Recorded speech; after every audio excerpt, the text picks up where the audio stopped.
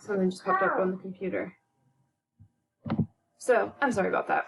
I was thinking and talking to Adam about the, when you have sin equals 2x is equal to a value and why you have to double the values and go around the unit circle twice, and thought of hopefully a helpful way of explaining that. So we're going back to our graph. So I have a graph here. Hopefully you can see it. In black we have y equals sin x, and in orange we have y equals sin of 2x. So remember, when we change that to say y equals sin of 2x, it means that we're going twice as fast. We go through 2 entire cycles from 0 to 2 pi. So if we're going to look at sin of 2x is equal to 1/2, we're looking at our graph. Where is our graph? Where are our y values? Then what values of x give us 1/2?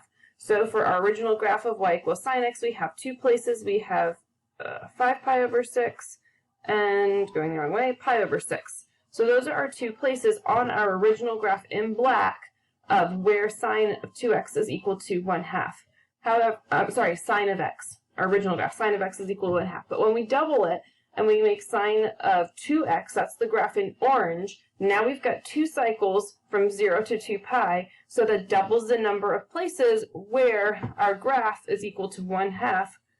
So now we have, I don't know how well you can see it, pi over 12. We're just dividing each of those things in half. So pi over 12, then 5 pi over 12, but that only gets us to here, and we still have these values over here where the graph is equal to 1/2, so we have to find those values of x as well. So this works for when y equals sin of 2x, when we have y equals sin of 3x, then we get 3 cycles. It goes 3 times as fast on the interval from 0 to 2 pi, which is why then you have to have those 3 sets of values, and it would continue for however many times you go through.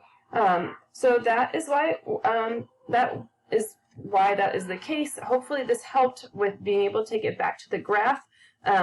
I was talking to Adam, and just this chapter pulls together so many different little pieces of things to keep track of. So here's a place where we're going back to the graph to see how that can be helpful in understanding things. You're using your Pythagorean identities that we talked about. You're using right triangle trigonometry. There's so many different things. So there's a lot of things coming together. Let me know if you have any questions, and I look forward to seeing you guys hopefully next week. So see you later.